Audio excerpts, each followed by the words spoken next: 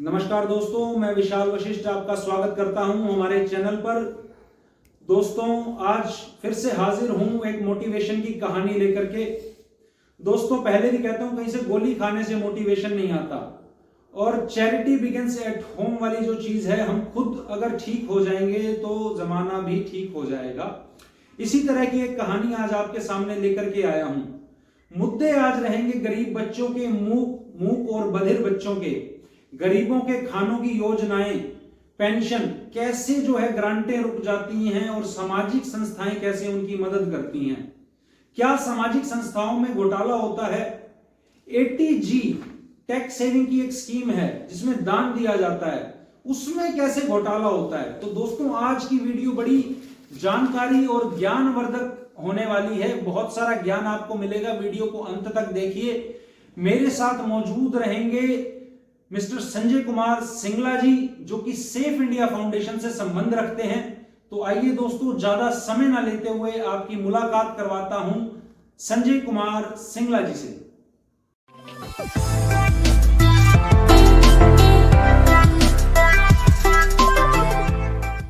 तो दर्शकों, मेरे साथ मौजूद हैं संजय कुमार सिंगला जी, सोनीपत का एक जाना माना नाम। सर नमस्कार, और बहुत बहुत मैं आपका स्वागत करता हूं हमारे चैनल पर। आपका भी बहुत बहुत धन्यवाद। सर, आप जो काम कर रहे हैं बहुत सराहनीय काम है, लोगों को बहुत प्रेरणा जो है उनसे मिलती है, और मैं उम्मीद रखता हूं कि आज का जो हम वीडियो सेशन करेंगे इससे भी लोग कुछ ना कुछ सीखेंगे। और जो गलत दिशा में जो युवा की पीढ़ी आजकल की जा रही है, सभी को तो मैं नहीं कहूंगा, कुछ लोग जो जा रहे हैं वो आपसे कुछ ना कुछ सीखेंगे और अच्छे मार्ग पर चलने का जो है सर प्रयास करेंगे। आपकी सर फाउंडेशन है सेफ इंडिया फाउंडेशन। ये सेफ का क्या मतलब है, एक बार मैं चाहूंगा लोगों को बताएं। कई जगह देखते हैं हम, शहर में लगे होते हैं बड़े बड़े पोस्टर्स, सेफ इंडिया फाउंडेशन। ये सेफ का क्या मतलब है? पहली बात तो मैं आपको बताऊंगा, हमारा आपको कहीं पोस्टर बैनर नहीं मिलेगा। अच्छा जी। आपको हमारे कहीं भी मिलेंगे तो प्रोजेक्ट मिलेंगे जी। जैसे आपने जितने भी चौक चौराहे देखोगे तो वहां पे आपको गोविंद प्याऊ मिलेगी, आपको जल सेवा मिलेगी जी। तो वो आप पढ़ते होगे, तो उसको आप पोस्टर बैनर मानते हो तो अलग बात है। सेफ इंडिया भी मैंने पढ़ा सर। हाँ, सेफ इंडिया, हाँ। उसमें नाम लिखा हुआ है। बिल्कुल। हमने शहर में 22 जगह वाटर चिलर प्लांट लगाए हुए हैं, जिन पे RO है, शीतल जल की व्यवस्था है जी, मुख्य चौराहों पे, जो 1 घंटे में लगभग 1000 लीटर पानी ठंडा करता है। तो ऐसे हमने शहर में 22, पूरे जिले में 22 चिलर प्लांट लगा चुके हैं जी। सर, एक जो पक्षियों के लिए आप काम कर रहे हैं, ये कॉन्सेप्ट आता है, पर मैं ये देखता हूँ कि आजकल पेड़ तो जो हैं कटते जा रहे हैं, तो इसका कैसे समाधान किया जाए? मैं देखता हूँ बहुत सारे लोग हैं वो पेड़ लगा भी रहे हैं, अच्छी चीज है बहुत। 200 पेड़ लगाए, किसी ने 400 लगाए। इवन मैं देखता हूँ सर बहुत सारे लोग ऐसे हैं जो कहते हैं हमने तो जी 5-5 लाख पेड़ लगा दिए, रिकॉर्ड बना दिया हमने। पर मैं सर ये समझता हूँ कि एक पेड़ की लाइफ जो है उसको ग्रो करने के लिए कम से कम 20 साल 15 साल तो उसे चाहिए, एक प्रॉपर तैयार होने में। देखो, जो कर रहे हैं वो भी अच्छे कर रहे हैं, हमारे साथी हैं, लेकिन असली बात किसी एक चीज को लगाने के बाद संभालना सबसे ज्यादा जरूरी। बिल्कुल सर। मान लो आपने बच्चा पैदा कर दिया, ये पेड़ पौधे बच्चों के समान है हमारे जी। बच्चा तो पैदा कर दिया, अब उसकी आप अच्छी तरीके से देखभाल नहीं करोगे तो मर जाएगा। बिल्कुल सर। तो एक तो ये चीज है, हमने जो हमारी जो संस्था है वो अपना पक्षियों के लिए, पेड़, एनवायरनमेंट के लिए हम जितने भी करते हैं कार्य, तो एक तो हम तो ऐसी जगह पे अपने पेड़ लगाते हैं, पौधारोपण करते हैं जहां उसको कोई जो है ना खराब ना कर सके, टूट ना सके, पानी की व्यवस्था अच्छी हो, उसको बाद में संभाल सके जी। और जहां तक पक्षियों के लिए है, तो हमने सोनीपत में लगभग 4-5 जगह गोविंद पक्षी विहार बनाए हैं जी। क्यों? आजकल हम जो पक्षी हैं, जीव जंतु हैं, इनके जो घरौंदे हैं उनको हम जो ना तोड़ते जा रहे हैं, इनकी जगह हम घेरते जा रहे हैं जी। तो उनके पास स्थान नहीं है। तो हमने जितने भी जो अच्छी जगह है वहां हम चारों तरफ से जाल लगा देते हैं। और जाल लगाने का मतलब ये होता है, कुत्ता या बिल्ली उनको जो है ना, पक्षी जिस टाइम दाना खाते हैं, पानी पीते हैं, तो उस टाइम आके उनको खा ना ले, उनको मार ना दे। वो ऊपर से हमारे खुले होते हैं पक्षी विहार, और वहाँ दाने पानी की व्यवस्था है। और जैसे ही हमने शुरू की, अब लोगों का रुझान है कि लोग रोजाना वहाँ सुबह शाम दाना पानी डालते हैं जी। बहुत अच्छा कॉन्सेप्ट दोस्तों ये है। और अपने घर की छत पर अगर हम एक कटोरा मिट्टी का रखें पानी के लिए, पक्षियों के लिए, गिलहरियों के लिए, तो वो भी बहुत एक पुण्य का काम है। उससे भी हम शुरुआत कर सकते हैं। कई लोग सर कंपटीशन करने लगते हैं कि भाई उसने पक्षी विहार बना दिया, मैं भी इतना बड़ा करूं। तो मैं तो सर यही संदेश देता हूं कि घर से जो है चैरिटी बिगिंस एट होम वाली जो चीज़ है, घर से हवन शुरू होता है, तो आप एक छोटा कसोरा रखिए, वो बहुत अच्छी चीज़ है। एक सर, हाँ जी सर। नहीं, अच्छी चीज़ है, इन चीज़ों में कंपटीशन में आए तो लोग, बहुत अच्छी बात है जी। अगर हमारी संस्था ने आप लोगों के सहयोग से एक पक्षी विहार बनाया तो लोग 4 और बनाए तो हमें और ज़्यादा खुशी है। नहीं, बिल्कुल आप ठीक कह रहे हैं। मैं तो सर उनकी बात कर रहा हूँ जो कदम नहीं बढ़ा पाते हैं, वो सोचते हैं एकदम से बड़ा कर दें, पर मैं ये कह रहा था कि शुरुआत अगर घर से करेंगे तो फिर सीढ़ियां मिलती चली जाएंगी। जैसे आपकी सेफ इंडिया फाउंडेशन की स्टोरी अब मैं बात रखूंगा, आप 2 लोग थे और आज 15 लोगों का आपका परिवार है। तो शुरुआत में हमारे जो एजीएम है बीएसएनएल में, वाई के त्यागी हमारे चेयरमैन हैं जी, उन्होंने, और हम, मैं संजय सिंगला जो प्रेसिडेंट हूँ सेफ इंडिया में, और उसके बाद हमारे साथी हैं परवीन वर्मा है, हमारी जो महिला प्रधान है सालू त्यागी है, इसके अलावा जो परिमल हैं हमारे आईसीएस वाले, सतीश माथुर जी हैं, एडवोकेट अरविंद मित्तल है, दिनेश कुच्छल हैं, हमारे मनीष बंसल हैं, विपुल कुच्छल हैं, राम कुमार जिंदल है हमारे साथी जी। तो हमारे लगभग 15 सीए हमारे पवन गुप्ता जी हैं। तो हमारे जो 15 साथी हैं, हम सब ने मिलके, जैसे शुरुआत में त्यागी जी ने और हमने किया था, हमारे को प्रेरणा दी जो आजकल डायरेक्टर हेल्थ हैं जसवंत पूनिया जी, उस समय 2017 में वो यहाँ पे जो है ना सीएमओ हुआ करते, सिविल हॉस्पिटल सिविल हॉस्पिटल में जी। तो उन्होंने हमारे से रिक्वेस्ट करी थी कि भाई सिविल हॉस्पिटल में जो मरीज एडमिट होते हैं इनको हम कुछ खाने पीने का प्रोजेक्ट शुरू करें जी। और त्यागी जी, मैं और परवीन वर्मा जैसे हम उनकी कोठी पे जब गए रात को, हम ऐसे इसके बारे में चर्चा ही कर रहे थे और जैसे कोठी से हम बाहर निकले तो कोठी के अंदर जो हमने उनके जो चर्चा हुई तो हमने उनसे एक ही बात कही कि सिविल हॉस्पिटल में माता रानी का मंदिर है जी। और हम जो पहला नवरात्र था जब हमने शुरू किया तो हम ये चाहते हैं कि भाई हम लहसुन प्याज यूज ना करें बिल्कुल बिल्कुल, और प्रसाद के तौर पे ये लोगों को भोजन दें। उन्होंने कहा हमें कोई दिक्कत नहीं। ठीक है जी। तो हमने उसी दिन से पढ़ लिया था कि भाई हम जो है ना भोजन प्रसाद, जो पहले माता रानी को प्रसाद लगेगा मंदिर में जी, जब मरीजों में या उनके साथ जो अटेंडेंट है उनको भोजन वितरण किया जाएगा। और जैसे ही हम बाहर निकले तो 500 रुपए का नोट हमारे को सामने मिला, नीचे गिरा हुआ अपने आप ऑटोमेटिक। अच्छा जी, किसी का गिर गया होगा, भगवान जाने, हम तो माता रानी का उसको जो है ना आशीर्वाद मान रहे हैं आज तक जी। वो हमारे जो सीएमओ साहब हैं पूनिया जी, उनकी जेब में आज तक वो 500 का नोट वही का वही रखा हुआ। अच्छा, खर्चा ही नहीं उन्होंने? नहीं, वो खर्चेंगे भी नहीं वो। अच्छा जी। हाँ, वो एक आशीर्वाद था जी। और वो दिन है, आज का दिन है, माता रानी ने हमारी रसोई, हमारी संस्था कभी बंद नहीं होने दी जी। लगातार किसी न किसी को भेजते रहते हैं और आज हमारे लगभग 30-35 प्रोजेक्ट सोनीपत में ऐसे हैं। बिल्कुल सर, जो लोगों के हित में लगातार प्रैक्टिकल प्रोजेक्ट है हमारे जी। सेफ इंडिया फाउंडेशन का मैं आपको बता दूं, एस फॉर शेल्टर जी, शेल्टर फॉर एवरीवन जी। हर व्यक्ति के सिर पे छत हो। हमने सोनीपत में जो है ना गोविंद रैन बसेरे के नाम से 3-4 जगह निगम के साथ मिलके, जहाँ जो रात को लोगों को सोने की व्यवस्था होती है, कंबल, खाने की व्यवस्था, सुबह नाश्ते की व्यवस्था, गर्म पानी में नहाने की व्यवस्था, साबुन तौलिया आदि, तो ये व्यवस्था हम लोगों को दे रहे हैं जी। उसके बाद ए फॉर एड मेडिकल, हमारी संस्था हर महीने कैंप लगाती है।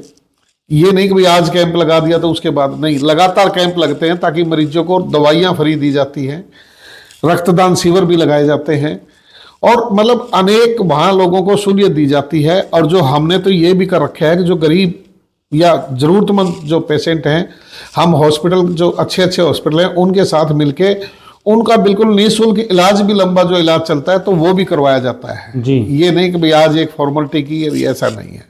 तो मेडिकल एड, उसमें दवाइयाँ फ्री, तो ये हमारा प्रोजेक्ट भी चलता रहता है जी। इसके अलावा जो मान लो विकलांग हैं उनके लिए ट्राई साइकिल की व्यवस्था है जी, व्हील चेयर की व्यवस्था है, ये लगातार हमारी संस्था द्वारा की जाती है। फिर उसके बाद F for food for everyone जी।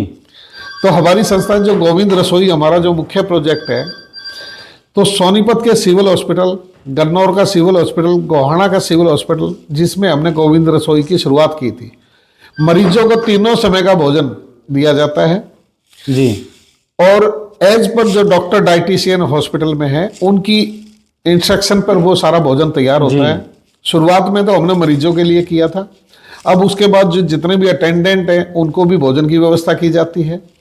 अब उसके बाद हमने बाहर सोनीपत में भी सिविल हॉस्पिटल के बाहर और गोहाना में भी कोई भूखा ना रहे का काउंटर खोला है।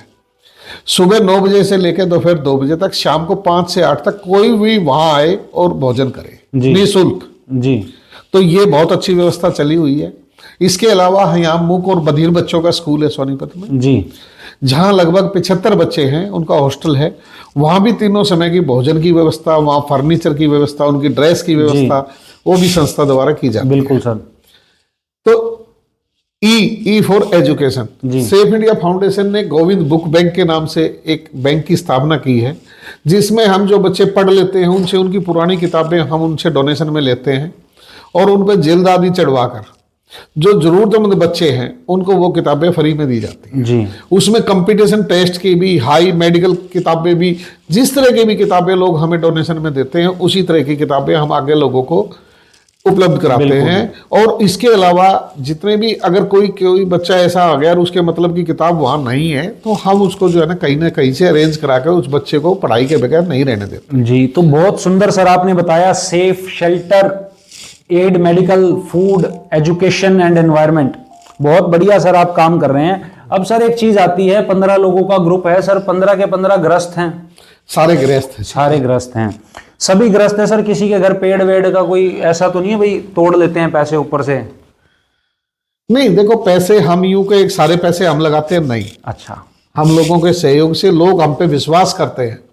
आज हम एक मैसेज करते हैं, हमारी संस्था कन्याओं की शादी कराती है जरूरतमंद जी, और 15 मिनट के अंदर हमारे को जो है ना ये आ जाता है कि भाई हमें और सामान नहीं चाहिए। दोस्तों मैं एक बार सर रोक रहा हूं, ये बड़ा सुंदर जो कॉन्सेप्ट मेरे को लगा सेफ इंडिया फाउंडेशन का कि गरीब कन्याओं का ये विवाह कराते हैं। आपने अक्सर देखा होगा लोग रील बना देते हैं, फोटो खींच लेते हैं, यो बात दे दिया मैंने, यो इनका फोन आया मेरे दुरे, मैंने नू कर दिया और मैंने फलाना कर दिया, ढिमकाना कर दिया। तो ये सर मैं आपकी जुबानी आज स्टोरी जो है दर्शकों के आगे रखूंगा, सिर्फ सोनीपत वासियों के लिए नहीं, सभी देशवासियों के लिए सर ये स्टोरी जो है प्रेरणा स्रोत रहेगी। तो सर क्या फोटो खिंचवाते हैं आप वहां पे? नहीं, हम कुछ नहीं करते। आप शादी अटेंड करते हैं? नहीं, हमारी संस्था का कोई भी सदस्य उस शादी में नहीं जाएगा जी। हमारा कोई बैनर वहां नहीं लगेगा जी। किसी को, लड़के वाले को, लड़की वाले को ये पता ही नहीं लगता ये संस्था शादी करा रही है जी। हमारा जो कैटर होता है वो सामान लेके, और जो लड़की का जो हमने सामान, उसकी जरूरत का सामान, दहेज का सामान नहीं दिया जाता, जो उसके जीवन यापन के लिए जरूरी चीजें, कपड़ा या जो बेड, अलमारी, जो भी जरूरत का सामान है वो, उसको सिलाई मशीन, जो उसके लिए डेली यूजेस की चीजें हैं वो सामान वहां पहुंचा दिया जाता है, और वो शादी करके अपने आप वहां से विदा हो जाते हैं। बिल्कुल सर। जिस डेट की शादी वो तय करते हैं। हम एक एक जोड़े की शादी एक दिन में कराते हैं, इकट्ठी नहीं कराते। जैसे 101 विवाह होते हैं या 51 विवाह होते हैं सर, हम 11, 51, 101, हम क्यों, कौन बेचारा इंतजार करेगा इतने दिन तक? जब आप एक दिन शादी करोगे, जब तक तो वो बेचारे आपके इंतजार करेंगे नहीं।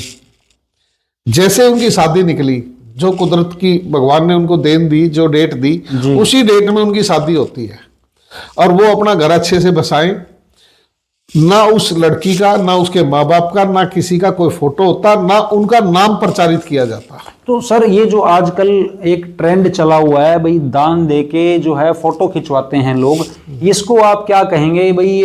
वो लोग तो कहते हैं भाई हम इसलिए कर रहे हैं ताकि लोग हमें देख के करें, या आप इसे प्रोपेगेंडा समझते हैं? नहीं, देखिए मैं किसी को, दूसरे व्यक्ति को, सब अपनी अपनी मर्जी से या अपने अपने तरीके से कर रहे हैं। हमारा तरीका ऐसा है कि जो जरूरतमंद कन्या है, प्रधानमंत्री की भी जो हमारी है, बेटी बचाओ बेटी पढ़ाओ, बेटियों को आगे लाओ, बेटी बोझ नहीं है, तो इनको जो इस हम प्रथा को आगे चलाने के लिए हमने ये जो एक सिस्टम किया है, हम तो एक माध्यम हैं, लोग सहयोग करते हैं। जब लोग सहयोग कर रहे हैं तो मैं कौन होता हूँ ये कहने वाला कि मैं, हमने शादी की, हमने कहाँ की? और जो कोई कहता है अगर मैंने शादी की, कोई अकेला करके दिखा दे शादियां, बिल्कुल मैं मान जाऊंगा। जब अकेले ने मैंने शादी नहीं की, मैंने पैसे अकेले ने नहीं दिए, मैं फोटो अकेला क्यों खिंचवाऊंगा?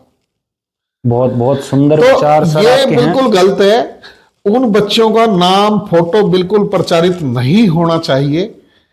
और ऐसे ऐसे भी लोग हमने देखे, ऐसे ऐसे हैं जो लोगों के घर में रात को राशन छोड़ के चले जाते हैं, किसी को पता ही नहीं कौन छोड़ गया। बिल्कुल सर। यानी कि दान के बारे में तो ऐसा कहा गया है कि आपके एक हाथ ने किया तो दूसरे को पता ही नहीं लगना चाहिए। मेरे मुंह की बात आपने छीन ली। यही दोस्तों मैं कहने वाला था कि दान का नियम ही यही है कि आप दे रहे हैं तो वो ऊपर वाला परमात्मा देख रहा है। सोशल मीडिया के थ्रू उसका प्रोपेगेंडा करना एक गलत है। आज हम प्रोपेगेंडा नहीं कर रहे हैं, हम एक ट्रस्ट की एक फाउंडेशन जो इन्होंने बनाया हुआ है जिसमें मल्टीपल काम जो है ये करते हैं, बहुत सारे काम ये करते हैं और अकेले नहीं हैं। 15 लोगों का समूह है, हम चाहते तो 15 को अलग अलग ला सकते थे, रील बना सकते थे, प्रोपेगेंडा, बट हम आपके पास दोस्तों वो चीज लाना चाहते हैं कि ये तरीके हैं, इन तरीकों से आप काम कर सकते हैं। सर आपसे कोई जुड़ना चाहेगा तो मैं चाहूंगा एक बार आप नंबर बताएं। मेरा नंबर है 98 120 433 75। इसके अलावा कोरोना के दौरान हमारी संस्था ने काफी काम किया। लगभग 6 लाख लोगों को भोजन की व्यवस्था कोरोना के दौरान की गई जी। हमारी संस्था के जो हमारे मेंबर होते हैं, सबकी गाड़ी में हर साइज की चप्पल मिलेगी आपको। अच्छा जी। रास्ते में कोई भी नंगे पैर आपको जाता मिलेगा तो हम कहीं बांटते नहीं है, बांटने में तो लाइन लग जाएगी चप्पल। बिल्कुल बिल्कुल। कहीं भी आपको कोई नंगे पैर मिल जाएगा ना तो उसको जो है ना उसी की साइज की चप्पल पहना दी जाती है जी। इसी तरीके से जो है ना कोरोना के दौरान भी हमने जैसे खाने के लिए सत्तू, पीने के लिए जो सत्तू, गर्मी बहुत ज्यादा थी जी, इस तरह की व्यवस्था, डिब्बे पानी के, मतलब बहुत सारे सामान जो उनकी जरूरत के थे, हमारी टीम चलती रहती थी। जहां भी लोग जो प्रवासी मजदूर जा रहे थे उनको उनकी जरूरत का सामान, भोजन पैक, गुड़ चना आदि, ये सारा सामान हम लगातार उनको देते रहते हैं। सर काम बहुत अच्छा कर रहे हैं, नेक काम है। अब इसमें एक प्रश्न उठता है सर, प्रश्न क्या है कि लोगों को, कुछ लोग ऐसे हैं उनको आदत हो गई है इस चीज की, चाहे हम रैन बसेरे की बात करें, भंडारे की बात करें, या कोई उनको कंबल दे गया, चप्पल दे गया, वो इससे आगे नहीं बढ़ना चाह रहे हैं। तो संस्थाएं तो सर अच्छा काम कर रही हैं, बहुत से लोग अच्छा काम कर रहे हैं, पर वो जो जड़ है, वो किसी व्यक्ति की जो मेंटेलिटी है, उसका खात्मा कैसे होगा? क्या आपको सर कई बार ऐसा नहीं लगता कि इलाज बीमारी है, 150 करोड़ की हमारी जनसंख्या है, कहीं ना कहीं देश को इफेक्ट करेगी नेगेटिवली? देखिए, मैं आपके चैनल के माध्यम से सबसे पहले तो ये कहूँगा, अगर आपको भंडारा लगाना है ना, तो भंडारा आप उन स्कूलों में जहाँ जरूरतमंद बच्चे पढ़ते हैं ना, उनके बाहर भंडारा लगाएं। उन बच्चों को आप जो है ना पढ़ने लिखने की जो सामग्री है वो दें जी, उनको ड्रेस दें, उनको जूते दें, आप उनको जो है ना पेंसिल दें, किताबें दें, कॉपियां दें जी, वो भंडारा लगाएं। जो खाना खा लिया आपने, वो खाना खाने के बाद थोड़ी देर बाद आप, मतलब मैं तो कहता हूँ खाए हुए लोग ही आके भंडारे में खाना खाते हैं जी। अगर खाना आपने देना है तो खाना जरूरतमंद को दो जो भूखा है। तीसरा, मैं आपके चैनल के माध्यम से कहता हूँ, जो आपने अच्छा मुद्दा उठाया है कि आप किसी को भीख भी दे रहे हैं तो नगद में बिल्कुल ना दें। बिल्कुल सर, जो उसको सामान की जरूरत है आप उसको सामान उपलब्ध करा दें। अभी हमने कोरोना में देखा कि कोरोना के दौरान लोगों ने, एम्बुलेंस वालों ने पूरा गदर उतारा जी, उसी के तहत हमारी संस्था ने फ्री एम्बुलेंस शुरू कर रखी है जी। हमारी संस्था की एम्बुलेंस चलती है, सेफ एम्बुलेंस, और एक सिंगल पैसा किसी भी मरीज से नहीं लिया जाता जी। इसके अलावा हमारा प्रोजेक्ट है जो शव वाहन, सोनीपत में किसी भी शमशान घाट में, आजकल जो है ना आपको पता है कि लोगों कंधे, शमशान भी दूर दूर हो गए हैं, शहर बड़े हो गए हैं, तो जो कंधे पे जो है ना शव लाने में बड़े लोग असमर्थ हैं। बिल्कुल, तो हमारी संस्था जो है ना शव वाहन चलाती है और बिल्कुल फ्री ऑफ कॉस्ट जो शव लाए जाते हैं शमशान में, और जो लावारिस शव होते हैं उनका जो है ना अस्थि विसर्जन, जो शव का जो है ना दाह संस्कार, वो टोटली संस्था द्वारा किया जाता है सर। इसके अलावा मैं साथ में बताऊंगा, हमारी संस्था का अस्थि विसर्जन कार्यक्रम है जी। सोनीपत जिले में जितनी भी अस्थियां लावारिस आती हैं, हर महीने की 1 तारीख को हमारी टीम जाती है हरिद्वार, और वहां पूरे पूजा पाठ से वहां गौ को चारा खिलाया जाता है, ब्राह्मणों को भोजन कराया जाता है, और गंगा जी में उनकी अस्थियां विसर्जित की जाती है। बहुत सुंदर सर। दोस्तों, करनाल शहर में राजकुमार जी भी हैं, अपना आशियाना के नाम से एक आश्रम उन्होंने बनाया हुआ है। प्रभु जिन लोगों को कहा जाता है वो वहां रहते हैं, और अस्थि विसर्जन का कार्यक्रम वो भी इसी तरह करते हैं सर। मैं बहुत जो है शब्द मेरे पास नहीं होते जो ये काम करते हैं लोग सर, क्योंकि मैं आजकल देखता हूं, जैसे हम बात कर रहे थे कि शव वाहनों की जरूरत क्यों पड़ने लगी, क्योंकि लोग बचे ही नहीं, आपसी प्रेम नहीं रह गया। पहले हम सर देखते थे कि भाई अगर किसी की डेथ हो जाती थी तो सब उठ के चल पड़ता था, मोहल्ला सारा, पड़ोसी चाय बना करके ले आते थे, लेकिन आज तो मैं देखता हूं कि परिवारों में ही फूट हो गई है। तो सामाजिक असमंजस है सर ये, इसके ऊपर कोई आप अपना प्रकाश डालना चाहेंगे? राजकुमार जी का दोस्तों मैं वीडियो लिंक डिस्क्रिप्शन में डालूंगा, आप उनके विचार जान सकते हैं।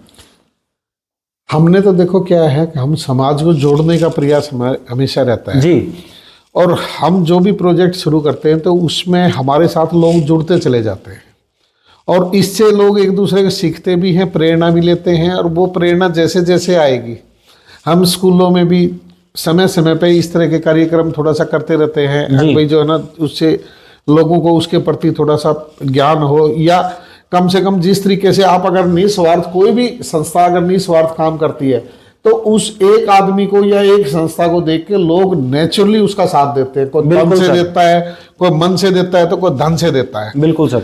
आप एक अच्छा काम करने वाला आदमी है, उसको कोई अकेला नहीं छोड़ता, लोग उसके साथ जुड़ते चले जाते हैं, कारवां बढ़ता चला जाता है। बिल्कुल सर। बदनाम उनको करते हैं कुछ लोग करते हैं, जिससे लोगों का मन विश्वास हट जाता है। जी। तो ऐसा कुछ नहीं है, आप काम करेंगे, अच्छा करेंगे, तो लोग आपके साथ जुड़ते चले जाएंगे, बिल्कुल जुड़ते सर। चले जाएंगे। बिल्कुल सर। अब एक जो मोटा प्रश्न आता है संस्थाओं पे अक्सर, जो समाज सेवा का काम करती हैं, मुफ्त कपड़े बांटती हैं या भंडारे चला रही हैं या सरकारी अस्पताल में आप काम कर रहे हैं, क्योंकि सर खर्चा तो होता ही है, और एम्बुलेंस भी आप चला रहे हो, तो बहुत सारे विषय ऐसे होते हैं और सरकारी स्कीमें होती हैं या कुछ और चीजें होती हैं, तो लोग एलिगेशन लगाते हैं भाई इन्होंने तो ग्रुप बना रखा है, ये तो पैसा खा गए, लोगों से डोनेशन भी ले लिया इन्होंने, सरकार की ग्रांट भी लेगी, भाई इतना खर्चा 10 रुपए खर्च करें हैं, 50 रुपए ले लिए। तो उसके बारे में मैं चाहूंगा डाउट एक बार आप क्लियर करें, भाई कितना गवर्नमेंट दे देती है और कितना जेब से जाता है। मैं कहता हूँ पहली बात तो हम इस तरह के कोई प्रोजेक्ट ही नहीं लेते जिससे लोगों को लगे खागे खागे खागे। अच्छा जी। अब हम वस्त्र की बात आपने की, हम लोगों से पुराने वस्त्र लेते हैं जी। जो आपके घर में, आपके भी अगर कोई वस्त्र हैं हमें भिजवाएं आप, हम आपके वस्त्र हैं, जूते हैं, कोई भी ऐसी सामग्री है लेकिन फटा हुआ ना हो, जी। साबुत हो, उनको हम इकट्ठा करते हैं और हम ऐसी ऐसी कॉलोनियों में जाते हैं जहाँ जरूरतमंद, हम स्टॉल लगा के वहाँ उनको बांटते हैं। तो उसमें हमने ना तो मोल कुछ लिया ना मोल दिया कुछ। जी। इसी तरीके से मान लो हम बुक्स लेते हैं तो हम पुरानी बुक्स लेते हैं, उनको पुरानी देते हैं। एम्बुलेंस है, डोनर हमारे को मान लो एम्बुलेंस लेके दे दी, हम उसको चला रहे हैं, कोई तेल डलवा देता है। जी। तो इस तरह से आप जितने भी प्रोजेक्ट करते जा रहे हो, जितने भी करते जा रहे हो, तो हम तो क्या करते हैं कि हम अलग से फंड नहीं रखते। हमने एक, जैसे अभी हमारे पास एक बच्ची की शादी का मैसेज आ गया, तो हम अपनी तरफ से जांच करेंगे कि ये वाकई में जरूरतमंद है, इसकी उम्र पूरी है नहीं है। वो हमें ये लगा कि भाई ये जरूरतमंद बच्ची है, हम एक मैसेज लिखेंगे कि एक कन्या की शादी है, जी। 15 मिनट में हमारे को सामान मिल गया, तो हम ना तो एडवांस फालतू लेते ना हम फालतू पैसा जोड़ते। जिस संस्था में एक्स्ट्रा फंड होगा वहां लड़ाई झगड़े भी शुरू होंगे। जी। तो हम तो लोगों के से सहयोग मांगते हैं, और लोगों से सहयोग मांगते मांगते मांगते आप काम करते जाओ तो झगड़ा ही नहीं रहेगा। जी सर, एक और चीज है, आपकी बड़ी फाउंडेशन है, संस्था बड़ी है आपकी, तो 80G की दोस्तों एक रिबेट होती है कि आप टैक्स देते हैं, टैक्स में छूट मिलती है, तो सर उसमें कुछ लोग धांधलेबाजी करते हैं, आरोप हैं। तो मैं सबसे पहले तो दोस्तों, आज बहुत बड़ा मुद्दा है, अक्सर लोग घबराते हैं सर इन मुद्दों पे बात करने से, आप एग्रीड हैं हमारे साथ इस बात को करने के लिए? बिल्कुल है। तो मैं धन्यवाद करता हूं आपका कि आप नॉलेज ही देंगे। ये 80G क्या है सर, एक बार थोड़ा बताएं क्या है ये 80G? एक ऐसा प्रावधान है इनकम टैक्स की तरफ से, अगर उसमें जो कोई डोनेशन देता है तो उसको इनकम टैक्स में छूट मिल जाती है डोनर को। अच्छा जी। तो इसमें बहुत सारी कंपनियां ऐसी हैं जो मान लो आपको बहुत ऑफर करती है, हमें भी करती हैं, भाई आप जो है ना ले लो, और जो है ना 60% मुझे दे दो, 40% आप रख लो, 30% आप रख लो। लेकिन मैं ये कहता हूँ, पहली बात तो जो हाँ आपने कहा, हमारे जो 15 मेंबर हैं भगवान की दया से वो सभी समर्थ हैं जी, और उनके चेहरे को देख के लोग डोनेशन देते हैं। तीसरी बात, आज हम लोगों की सेवा करने के लिए पैसे ले रहे हैं और हमने ये धांधलेबाजी कर दी, तो आप देख रहे हो आज फलां जेल में, आज फलां जेल में 2 दिन।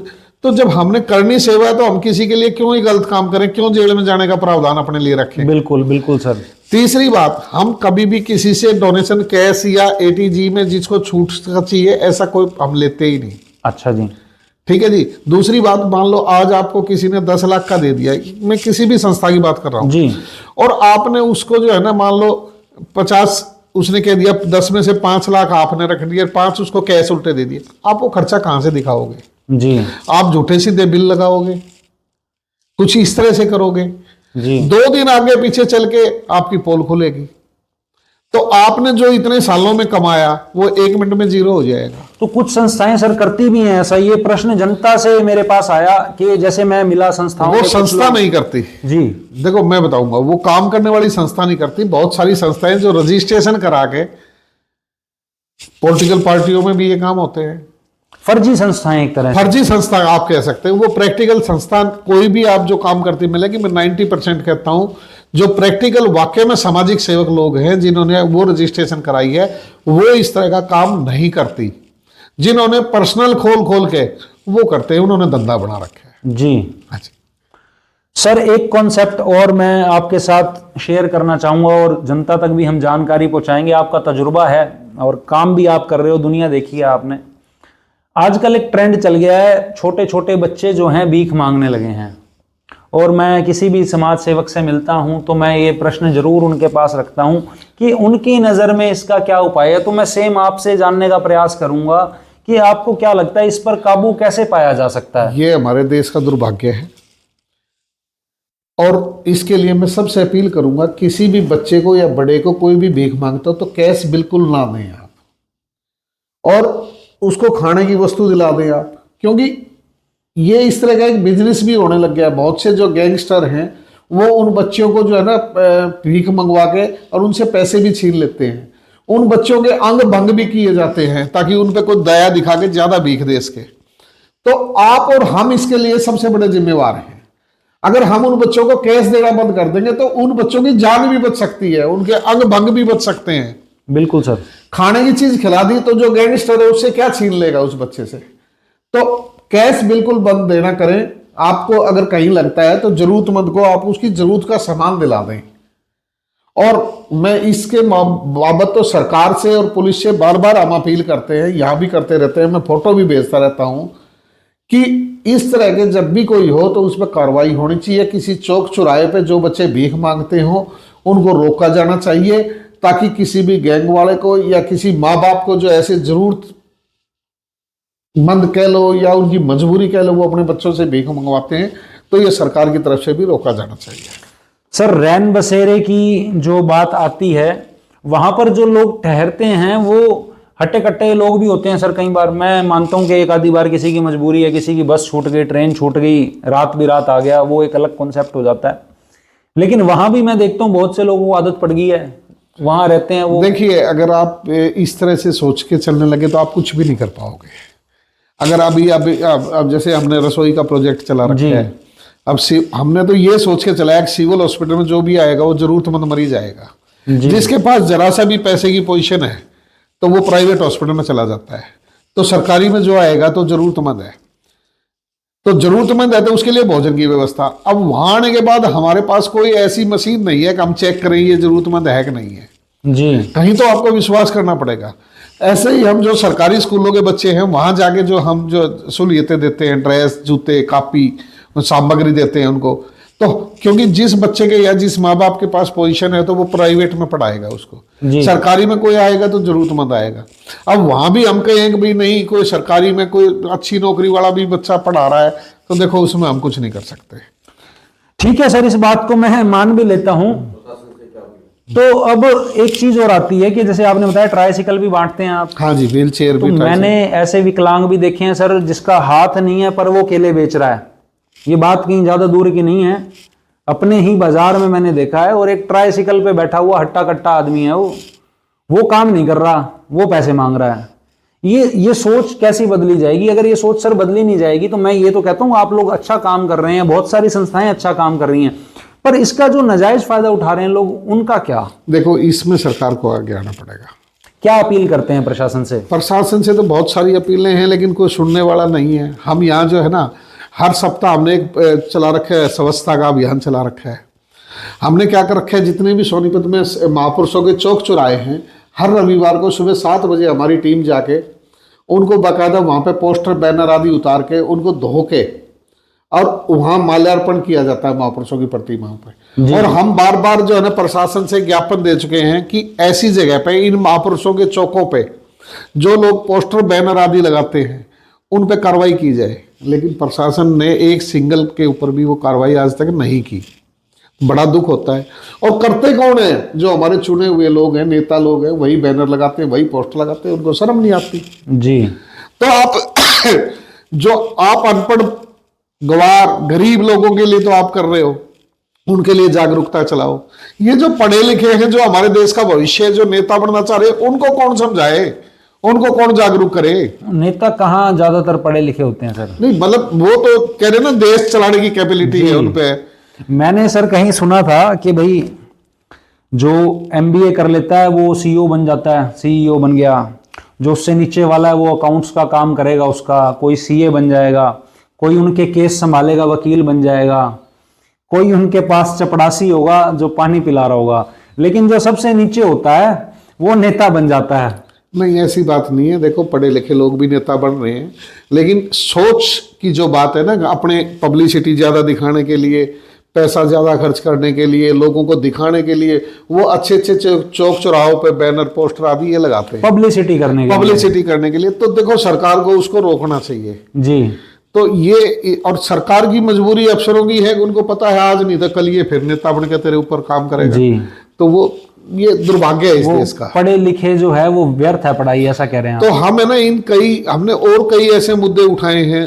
मतलब हमने पीछे कोशिश की, अब जितने भी आपके डॉग्स घूमते हैं गलियों में, लावारिस कुत्ते हैं जी। हमने यहाँ सिविल हॉस्पिटल में, तो इसमें जो अपना पशुओं का हॉस्पिटल है, वेटनरी, वहाँ डीसी साहब से रिक्वेस्ट करी, उनसे करी कि हम सारी दवाइयाँ उपलब्ध करा सकते हैं। उन डॉग्स के लिए हम बैरिकेटेड जो अलग अलग उसकी व्यवस्था कर सकते हैं, आप सिर्फ इलाज कीजिए। लेकिन कोई साथ देने को तैयार नहीं है। दोस्तों, ये भी बड़ा गंभीर मुद्दा है। मैं कई बार सोनीपत में जगह जगह कवर कर चुका हूँ। लावारिस कुत्ते बच्चों को काट लेते हैं, उनके माँ बाप को काट लेते हैं, टीके की व्यवस्था नहीं हो पाती है। सर, ये बड़ा गहन विषय है और मैं कहता हूँ जो नेता बनते हैं, ऊंची कुर्सी तो मिलती है पर वो सर क्या कहते हैं कि भाई नीचे सोच नहीं ऊंची बढ़ती जी। अब हमारी संस्था वैक्सीनेशन के दौरान लगा लो आप, कोरोना के दौरान हमने जब सरकार ने की तो लोगों के अंदर जागरूकता नहीं थी वैक्सीन लगवाएं जी। उस टाइम हमने शुरू में जो है ना, लोगों को आकर्षित करने के लिए हमने सोनीपत में 8 जगह सेंटर खोले सरकार के साथ मिलके,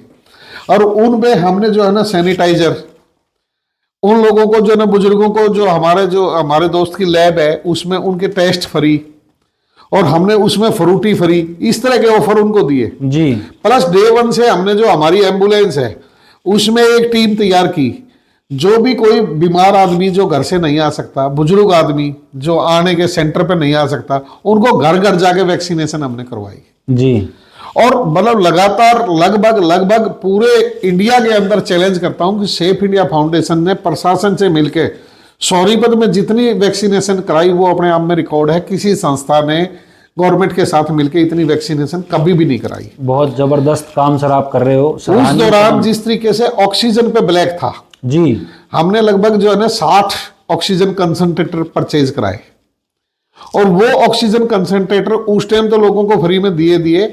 आज भी जो अस्थमा आदि के मरीज हैं और इस तरह के जितने भी मरीज हैं उनके लिए वो ऑक्सीजन कंसंट्रेटर हम बिल्कुल फ्री में उपलब्ध कराते हैं। सर, एक बार रोक रहा हूं, ये जो आपने मुद्दा छेड़ा है ये भी बड़ा गंभीर विषय है। ब्लैक तो वही चीज होगी जो पड़ी हुई है स्टॉक में, वो स्टॉक में होगी नहीं तो ब्लैक कैसे होगी? तो ये आदमी का लालच दर्शाता है या पॉलिटिकल इन्वॉल्वमेंट इसमें रहती है? क्यों होती हैं ये चीजें? मतलब जैसे किस मुद्दे पे आप ब्लैक? जैसे ऑक्सीजन की आप बात कर रहे थे, ब्लैक में ऑक्सीजन सिलेंडर जो हैं बिके।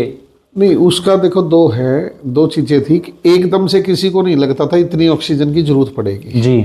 तो उस टाइम इतनी सहूलियतें नहीं थी, इतने ऑक्सीजन प्लांट नहीं थे, और मान लो जरूरत है आपको 200 सिलेंडर की और मैन्युफैक्चरिंग हो रही है मात्र 50 की, तो ऑटोमेटिक ब्लैक हो जाएगा।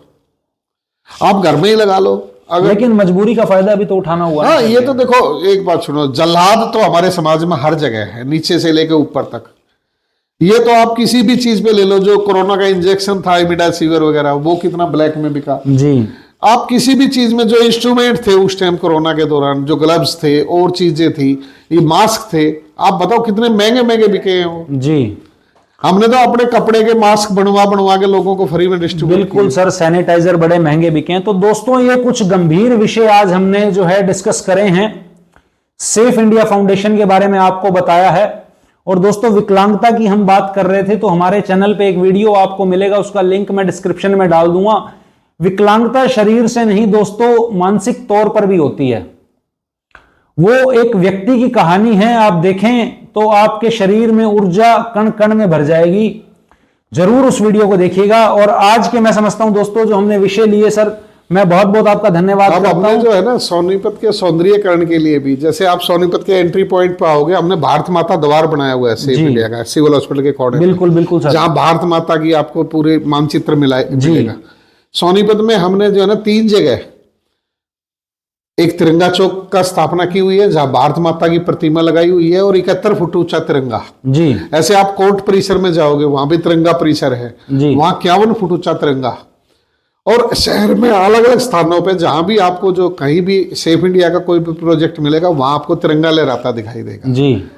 तो मतलब इस तरह के जो प्रोजेक्ट है हमारे, एक फ्री हमने जो है ना एनवायरनमेंट के लिए जो हम काम करते हैं, हमने जो जितने भी ये ब्याह शादी हैं, कोई भंडारा है, कोई और है, तो हमने स्टील के बर्तनों के सेट रख रखे हैं। जी। जो लोग ये क्रॉकरी जो जितना भी वातावरण को, पॉल्यूशन को खराब करती है ना, उससे बचाने के लिए लोग हमारे से बर्तन ले जाते हैं स्टील के, यूज करें, कोई किराया नहीं, अच्छा जी। धो के वापस दे जाओ। क्रॉकरी मटेरियल, स्टील के बर्तन, स्टील के बर्तन, स्टील के बर्तन जो उसमें गिलास, चम्मच, थाली, शादी ब्याह किसी ने करना हो, कुछ भी करना हो, चाहे सारा भंडारा material। करना हो, चाहे सारा तो मटेरियल। दोस्तों ये फायदा आप उठा सकते हैं। हाँ जी, तो बिल्कुल। तिरंगे का सर आपने नाम लिया, तो दोस्तों मैं अपनी वीडियो के माध्यम से एक बार संदेश दोबारा ये दूंगा, हमारी मुहिम भी चल रही है तिरंगा सम्मान संकल्प। दोस्तों तिरंगा फहराना बहुत आसान है।